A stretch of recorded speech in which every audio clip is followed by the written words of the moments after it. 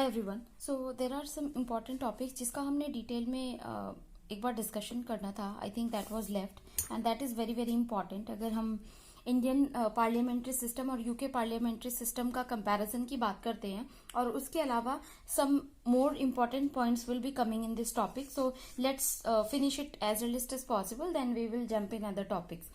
So first of all, we talk about Indian parliamentary system and UK parliamentary system. So in Indian parliamentary system, we are republic. Head of the government is head of the state is president, but head of the government is prime minister. That's why don't get confused that who is head of the government, because head of the government is prime minister and head of the state is president. जो भी काम होते हैं वो president के signature के basis पे होते हैं। He is the nominal head and prime minister take all the decisions related to council of minister and where the head of the state is not hereditary. अगर इंडिया के context में बात करते हैं, it is not hereditary, it is elected. That's why it has mention president. अगर हम UK parliamentary system की बात करते हैं, so that is head of the state is queen, constitutional monarchy is there and head of the state is monarchy system and it was hereditary. अगर queen है तो फिर उनके एंसेस्ट्रली चीजें आगे प्रोग्रेस करती हैं एंड जो भी डेजिग्नेशन है पास ऑन होता है generation by generation. If we talk about prime minister, he was from Rajya Sabha, like Manmohan Singh की बात करते हैं। And if we talk about Indian constitution is the written constitution. If we talk about British constitution, it is unwritten constitution and in context of India, constitution is supreme. Apart from this, if we talk about in terms of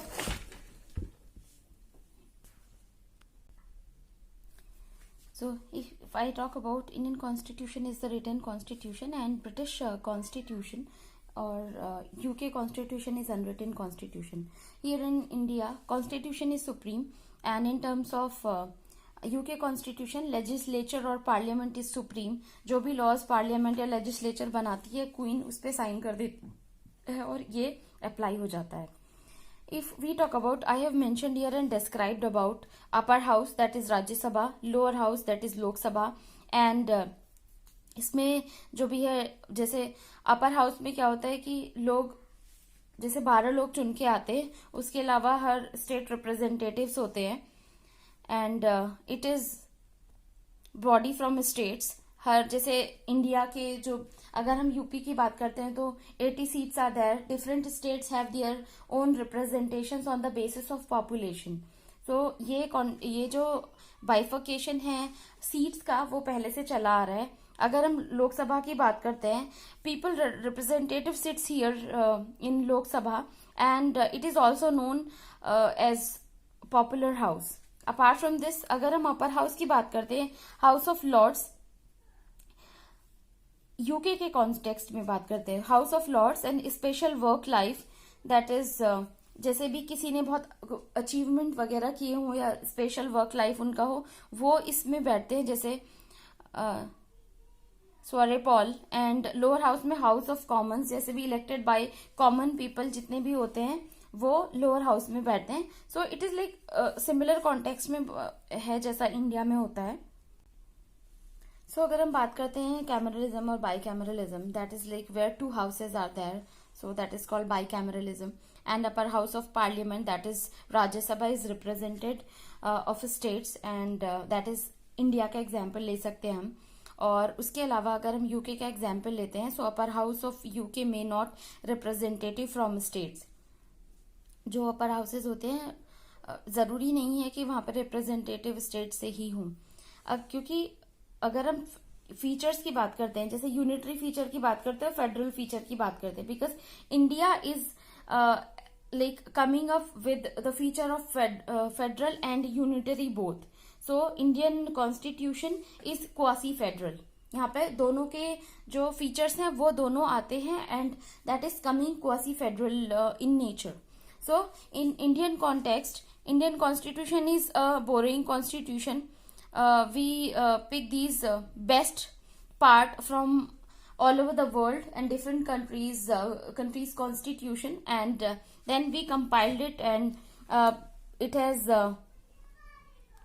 handed over to the Indian people and Indian citizens. So अगर हम federal feature की बात करते हैं India के, that is distribution of power and supremacy of the constitution is second thing. written constitution, rigidity, independent judiciary है यहाँ पे, bicameralism and bicameral legislature है, dual government policy है.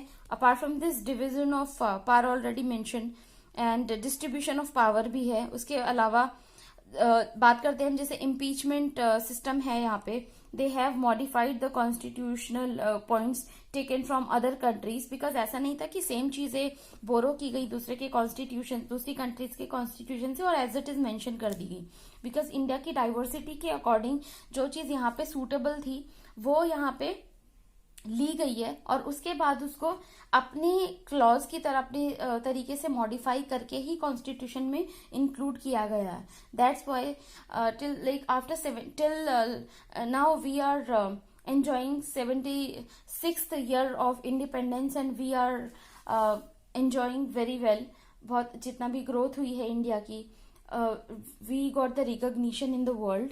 एंड ये सारी जो चीजें हैं कह सकते हो कि कॉन्स्टिट्यूशन का लाइक बहुत बहुत ही इम्पोर्टेंट रोल है, जिसकी वजह से जो भी गवर्नमेंट है वो चल रही है अभी भी अच्छे से. 130 से 35 करोड़ के बीच में जनता है. जो सेंसस आएगा उसमें एग्जैक्ट नंबर पता चलेगा, बट जनरली जो डेटा के according we call it as 130 to 135 crore population.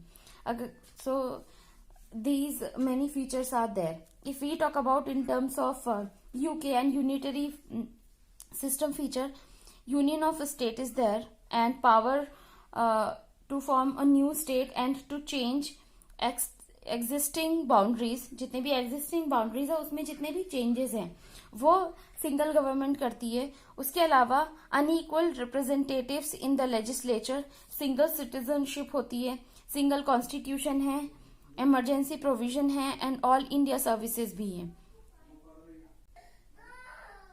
Apart from this if we talk about requirements of culture, जिसके हिसाब से जो भी चेंजेस किए गए, जो पॉइंट मैंने डिस्कस किए लास्ट पेज में, सो the precisely made some changes which was suitable to the Indian conditions. क्योंकि यहाँ की जो भी अगर आप कल्चर की बात करते हो, लैंग्वेजेस की बात करते हो, उसी के अकॉर्डिंग चेंज किया गया. If we talk about fundamental rights, impeachment of president we have taken and adopted from US, federal arrangement also. Apart from this taken from Government of India Act 1935 से लिया गया है. अगर हम बात करते हैं एडॉप्शन कौन सी कंट्री से क्या लिया गया है, सो स्पेशली ये चीज मैं आपको ऑलरेडी काफी बार मेंशन कर चुकी हूँ. we have taken centralizing tendency, that is from Canada. Fundamental duties from Russia. DPSP we have taken it from Ireland, and method of presidential election we have taken it from Ireland. Apart from this, nomination of members of the Council of States or Rajya Sabha we have adopted from Ireland. And non enforceable by any court of law, because अगर DPSP की बात करते हैं, these are non enforceable by any law. Supreme court में आप जो भी fundamental जो डीपीएसपी में प्रोविजंस लिखे हुए हैं उनको लेके आप सुप्रीम कोर्ट में नहीं जा सकते हो, because these are the aspiration and guidelines के. कोई भी स्टेट जो भी पॉलिसी बनाता है तो अपने देश के हित के लिए ही बनाएगा, बट उसके लिए ऐसा नहीं है कि उसमें लिखा गया है कि सब लोगों को फ्री राशन मिलेगा तो फिर हर कोई जाके सुप्रीम कोर्ट में चला जाएगा अपने अपने केसेस लेके कि सबको राशन मिलना चाहिए. डीपीएसपी में लिखा हुआ है, but that's why it has mention that is non enforceable by any court of law. If we talk about preamble, we adopted it from USA. Independent judiciary adopted from USA. Presidential election process we adopted from USA. And system of office of governor we have adopted it from Government of India Act 1935. If we talk about federal policies and that is parliament and constitution, so in terms of context में अगर हम बात करते हैं, supreme court और high court को लेके जो भी उनके रोल्स हैं, जुडिशरी का जो भी रोल है, तो जुडिशरी एक इंडिपेंडेंट बॉडी है। पार्लियामेंट या लेजिस्लेचर से ही एग्जीक्यूटिव का फॉर्मेशन होता है। तो अगर हम बात करते हैं यूनियन गवर्नमेंट की, ठीक है, union government is responsible for other states. जो भी अगर प्रॉब्लम होती है अदर स्टेट की, so union government is responsible to help them out. That's why I have mentioned here state 1, state 2, state 3. So union government is working like an elder brother. जो भी problems होती हैं, and states जो होते हैं वो they act like a younger brother. So union government is elder brother and जो भी states हैं these are younger brother. तो जो भी problem होती है, जैसे कोविड की सिचुएशन में था, states were facing issue to provide the food to the people and their state people.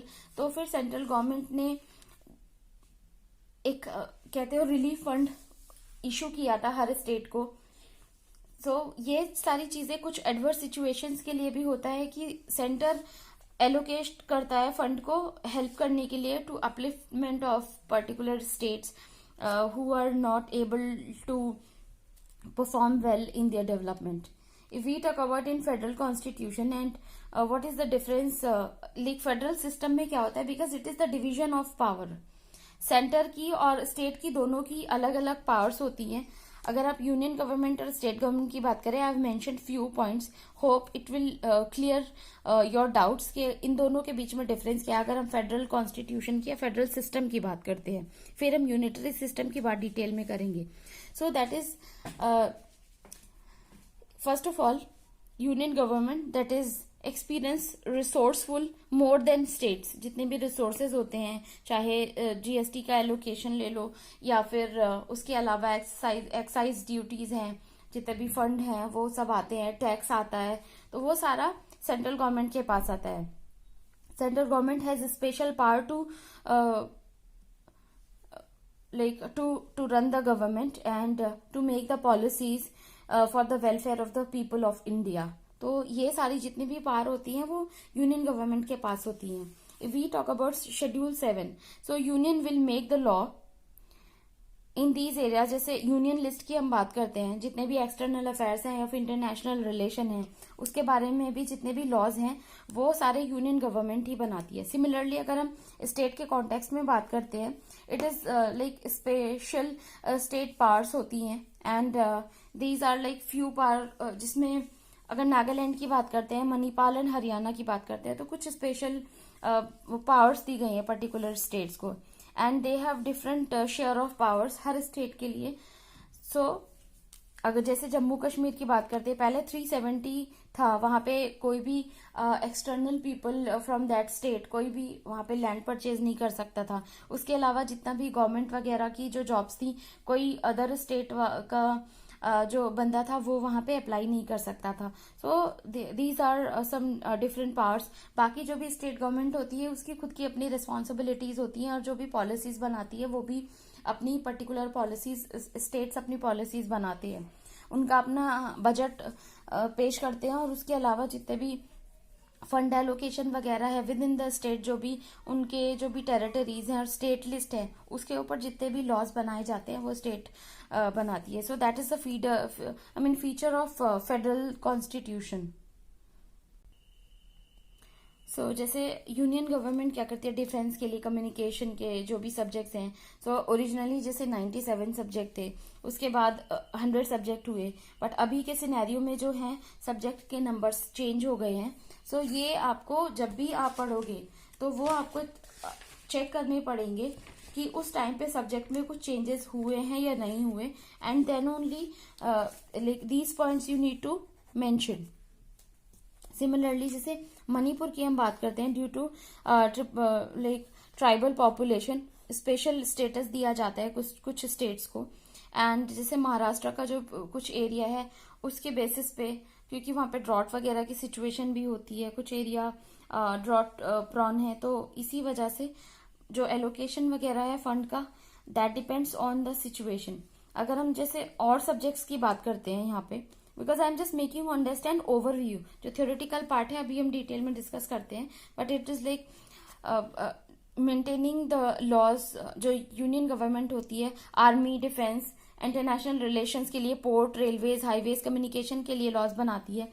Similarly अगर स्टेट गवर्नमेंट की बात करते हैं, making laws on agriculture and batting के लिए पुलिस. उसके अलावा जितने भी कॉन्स्टिट्यूशनल अमेंडमेंट्स एक्ट थे उसके बारे में हम बात करते हैं. और ये आपको लिस्ट एक बार सारे तो याद नहीं कर सकते, बट हाँ जो मेन पॉइंट्स हैं वो आपको याद करने पड़ेंगे. जो 42nd कॉन्स्टिट्यूशनल अमेंडमेंट एक्ट है उसका लाइक डिटेल में डिस्कशन हम करेंगे, because we call it as the mini constitution. बहुत सारे प्रोविजंस हुए थे, जो चेंजेस हुए उसके बारे में जस्ट एक ओवरव्यू दे देती हूँ मैं आपको. That is shifted below mentioned 5 subjects from state list to concurrent list में शिफ्ट किया गया था. So education, forest, protection of wild animal and birds, wages and measures, weights and measure, administration of justice, constitution and organization of all courts except the supreme court and high court थे. उसके अलावा important subjects हैं जैसे public order है, police, public health है, sanitisation है या फिर हॉस्पिटल्स है. उसके जितने भी लॉज हैं और जितने भी एक्सपेंसेस हैं वो स्टेट गवर्नमेंट ही उठाती है हमेशा. जैसे कंकरेंट लिस्ट के कुछ एग्जांपल्स मैं आप मेंशन करती हूँ. It was close to 52. जैसे डिवोर्स के केस में education, marriage and forest. Education ये सारे इसमें जो है एजुकेशन को लेके कंकरेंट लिस्ट में इसलिए किया गया कि स्टेट और यूनियन दोनों इसमें कानून बनाए जा सकते हैं दोनों के द्वारा. And succession. So we have discussed about federal structure of the constitution. Now we talk about unitary feature. So it is present in UK, or you can say it is in Britain, and moreover the power is in the hand of union, and it can make the constitution and laws, and state government exist at the mercy of union government. जितने भी जो fund allocation वगैरह वो depend होते हैं, जो state depend होते हैं यूनियन के ऊपर.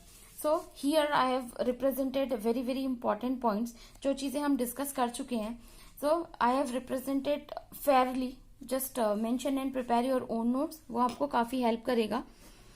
सो the federal system, 2 form of government coexist and none is inferior to other since both derived their power from constitution itself. So अगर हम बात करते हैं ऑस्ट्रेलिया, यूएसए एंड रशिया, और सो बिकॉज ये इंडिया का कॉन्स्टिट्यूशन अलग है. अभी हम सिर्फ फेडरल और यूनियन कॉन्स्टिट्यूशन की बात कर रहे हैं. तो इंडिया, मैंने जो आगे पीछे पॉइंट डिस्कस किए हैं वो इंडिया ने ये पॉइंट्स लिए हैं, but India has taken unitary feature also. So हम जो इंडिया के कॉन्टेक्स्ट में बात करेंगे हम बाद में बात करते हैं नेक्स्ट पॉइंट में. But now we are just seeing that federal policy और यूनिटरी पॉलिसी के पॉइंट्स क्या हैं. So that is why I have mentioned here. Okay, so that is it derived its power from the constitution. If we talk about it coexist on supreme government, that is at center. Those states governed are there, but they are only administered arms of the central, working as per the sections of the center और union के जितने भी मर्जी पे ही ये काम करती है. अगर हम फेडरल पॉलिसी की बात करते हैं, federal policy constitution, so in federal polity there must be a written constitution which must be mostly rigid, and constitution must be supreme. In terms of UK it may have written or unwritten, दोनों हो सकता है, and it is flexible, that can be changed by center all alone. जो भी state की consent की जरूरत नहीं होती. और यूके में जब भी कॉन्स्टिट्यूशन चेंज होता है तो उसको एक ऐसा नहीं होता कि सेम ही बुक में उसको कंपाइल करते रहते हैं. इसीलिए हम यूके के कॉन्स्टिट्यूशन को अनरिटन कॉन्स्टिट्यूशन कहते हैं. सो यहाँ पे जैसे फेडरल स्ट्रक्चर की बात करते हैं, फेडरल पॉलिटी की, तो इंडिया ने क्या क्या चीजें यहाँ से अडॉप्ट की हैं वो भी कंपैरिजन के साथ साथ लेके चलते हैं तो इजी हो जाएगा याद करना. That's why I have mentioned here like this. So that we can take the example of India. Supreme Court work like a camera. जो भी जैसे क्योंकि जो वॉच आप कह सकते हो कि वर्क लाइक का कैमरा जितने भी लॉज बनते हैं वो सही बने हैं या गलत बने हैं उसके बारे में सुप्रीम कोर्ट बात करती है। सुप्रीम कोर्ट के पास जब भी पीआईएल जाती है, पब्लिक इंटरेस्ट लिटिगेशन, जब भी पीआईएल जाती है तो उसके बेसिस पे सुप्रीम कोर्ट जुडिशियल रिव्यू करती है और उसके बाद बताती है कि कॉन्स्टिट्यूशन वैलिड है या फिर नहीं है। Similarly if we talk about SR Bommai versus union of India case 1994, so Karnataka government की बात करते हैं जैसे 1994 में था। ये क्रोनोलॉजी भी याद करनी है बिकॉज ये क्रोनोलॉजी एग्जाम में पूछी जाती है अगर आप प्रीवियस ईयर के क्वेश्चन देखेंगे तो। Karnataka government 1994 under article 356 that is president rule की बात करते हैं। So president rule imposed on the state that is in Karnataka and government dismissed. Okay, so ये पूरा स्टोरी चल रहा है कि एसआर बोमई के केस में हुआ था कि कर्नाटका गवर्नमेंट के साथ हुआ था कि वहां पे प्रेसिडेंट रूल या आर्टिकल 356 इम्पोज कर दिया था। उसके बाद में क्या होता है कि SR Bommai went to like जो भी गवर्नमेंट को लेके सुप्रीम कोर्ट में केस गया एंड उन्होंने पूछा कि गवर्नमेंट का जो लाइक प्रेसिडेंट रूल क्यों इम्पोज किया गया है यहाँ पे। सो बाद में निकल के आता है कि it was the miss use of power कि प्रेसिडेंट रूल ऐसे ही लगाना बिकॉज कुछ रीजनिंग होनी चाहिए। If there is failure of the constitutional machinery हो या फिर किसी ने जो गवर्नमेंट ने कॉन्स्टिट्यूशन का डिसरेस्पेक्ट किया हो या फिर इंटरनल डिस्टर्बेंस हो, so these many points are there on the basis of those president rule could be imposed. So यहाँ पे due to that Karnataka government go to supreme court. उसके बाद आर्टिकल 56 से ये डिस्कशन होता है कि हाँ ये क्यों इम्पोज किया गया था, वेदर इट इज कॉन्स्टिट्यूशनल और नॉट। एंड इसी के बेसिस पे पता चलता है कि दोनों की जो पावर है वो that is distribution of power federal feature है, ये इंडियन कॉन्स्टिट्यूशन में भी इंक्लूडेड है। In a federal setup there must be an independent judiciary as an attribute arbitrator of any dispute between centre and state. दोनों को balance करने के लिए कि चीजें सही चल रही हैं सेंटर स्टेट को लेके या नहीं। So that's why judiciary is very very important and it is an independent body and it is specifically drives the power between federal government and its units.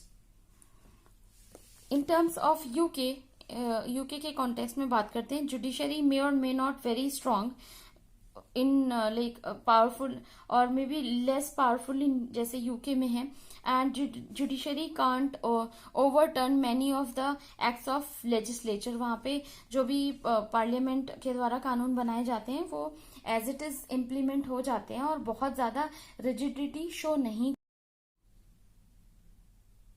So I was talking about that quasi federal क्यों है, सो उसके बारे में बात करते हैं। That is very important, mains में भी क्वेश्चन पूछा जाता है और प्री में भी आता है। what do you mean by quasi federal? So in terms of India is maintaining federalism spirit but not mentioned in the constitution. So federalism जो federal word है वो Indian constitution में कहीं भी mention नहीं किया गया है and these many points are there in Lakshmikant also. So Dr. B.R. Ambedkar said India is union of states and we want some centralized tendency and because अगर इंडिया के context में बात करें we are quasi federal, but अगर US के context में बात करते हैं इट इज ट्रूली फेडरल। वहां पे एक ही का शासन चलता है और बाकी जो भी अदर स्टेट होते हैं हर स्टेट अपना कॉन्स्टिट्यूशन है, हर स्टेट का फ्लैग है वहां पे। बट इंडिया के केस में क्या है, इंडिया का एक ही कॉन्स्टिट्यूशन है पूरे इंडिया में, एक ही फ्लैग है और डिवीजन ऑफ पावर है। So Dr. B.R. Ambedkar said that rigidity and legalism are the religious weakness of federalism and therefore he used the word union of states instead of federation of states because there is a difference between union of states and federation. I will represent by the diagram in the next page, but here just like understand about the difference between union of states and federation of states. So therefore no states got the right to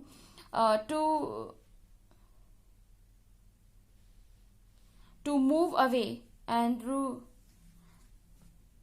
to move away from it because it is the union.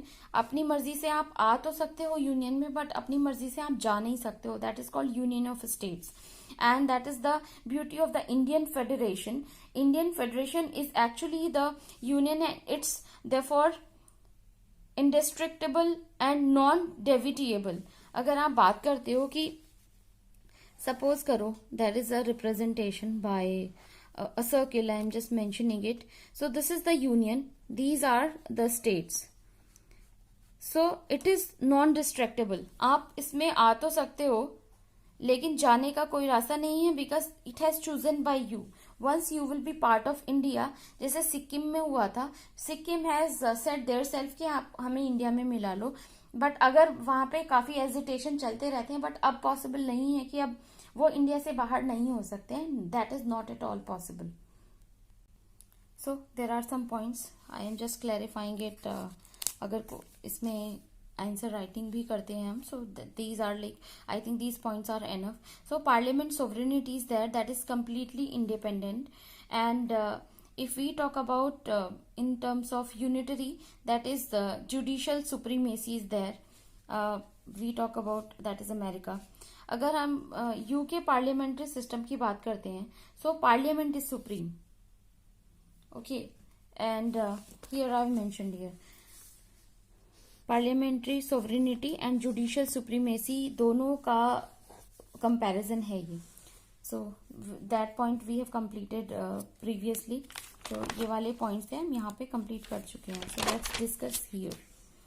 So parliament supremacy, अगर India के context में बात करते हैं, if we talk about that parliamentary system is there and that is sovereign but not absolutely, because some limitations are there. That's what we call it as absolute. Apart from this, UK के context में बात करते हैं, क्योंकि that is truly sovereign. Parliamentary system is truly sovereign in UK. And in UK, parliamentary system is supreme and sovereign. There is virtually no limitations, and it's like on its power. Also, the absence of written constitution and the judiciary is controlled over parliament becomes even weaker, because judiciary का वहाँ पे ऐसा नहीं होता कि एक check point की तरह judiciary वहाँ पे काम करती है. अगर in terms of American judiciary, and it is very we can say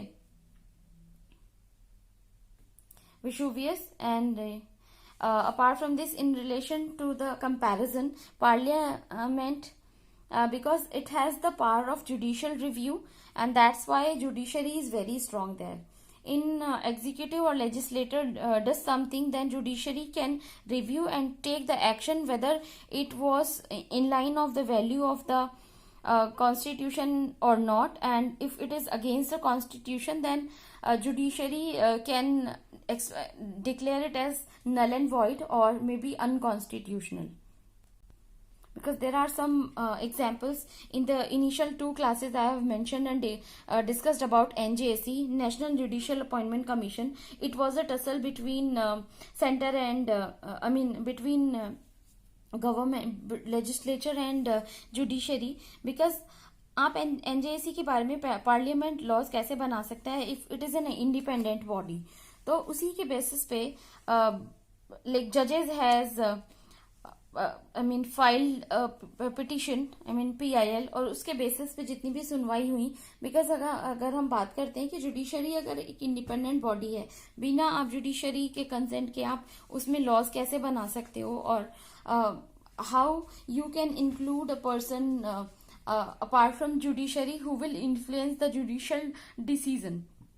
That was the main thing, and that's why after so many discussions and back and forth thing, then Supreme Court has decided and given the declaration that this NJAC is unconstitutional, and that is not following the constitutional provisions which is mentioned in the constitution, and that's it has been cancelled by Supreme Court. So now second feature is rule of law, that is parliamentary sovereignty and judicial review. So we discuss about while Supreme Court may declare a law passed by Parliament and violation of Constitution. So Parliament can't amend any part. Like Parliament can amend any part of the Constitution, but Supreme Court said that do not touch the basic structure of the Constitution. That is very important. And if we are governed by rule of law, then Parliament is that is parliamentary sovereignty. So अगर आप parliament के context में बात करते हैं, there is a representation which are mentioned here. So parliament can amend any part of the constitution. So answer है yes. Like parliament can amend any part of the constitution but with some limitations. ऐसा नहीं है कि जो parliament चाहती है like without any kind of welfare thing, और parliament जितने भी अमेंडमेंट है कर सकती है. जैसे फार्म लॉ था, अगर आपके जो भी जनता है वो ही नहीं मानेगी तो आप किसी भी कॉन्स्टिट्यूशनल अमेंडमेंट को नहीं कर सकते हो, because this is a democracy. ठीक है, it has taken so much time. If we are not able to make understand the people, then obviously they will hesitate. They will go on roads and they will come with their revolutionary activities. So वही सारी चीजें हुई, and that's why government has realized it and then taken that law back. So that was the procedure, and it was showing in last 1 year. So, and second point is it should not hurt the basic structure of the constitution. यही supreme court का कहना है कि आप constitution amend कर सकते हो but आप उसकी जो भी बेसिक स्ट्रक्चर है उसको टच नहीं कर सकते हो. Because as Supreme Court said, do not hurt the basic structure of the constitution. That's why we can say that parliament can or will not touch the real spirit of the constitution and the structure of the constitution. That was very important. So here we can discuss about Keshwanand Bharti case, and however that judicial review of administrative activities in legislative executives has been made an essential part of ingredient of the rule of law, and as such no organ of Indian political system is made its sovereign except for the constitution. Because जो भी sovereignty है वो constitution आप संप्रभुता constitution से ही लेके आ सकते हो, बट आपको जो भी डिसीजंस लेने होंगे एक लिमिटेशंस में ही लेने होंगे. So it was all about rule of law. If we talk about nature of Indian federal system, so that is partial or small, that is quasi federal. India के कंटेक्स्ट में बात करते हैं. और if we talk about sui generis, और like ये like of its own, ये अपने तरह का नेचर है इंडियन कॉन्स्टिट्यूशन का. That is coming the nature of federal system along with unitary bias. So that's what we call it as quasi federal. It's very important, we should know about it in detail. I know that because if we are covering polity, then we have to cover each and every point. That's really very important. So if we can discuss this segment later also. So if you're pretty fine, then study hard and we can discuss the nature of Indian federal system in the next class. Till then, thank you so much. Bye bye. Hey everyone, so let's discuss about the nature of Indian federal system, and hope you covered previous lectures and you read Lakshmikant religiously. Hope it is helping you out and you are able to solve the questions, objective questions and written both kind of.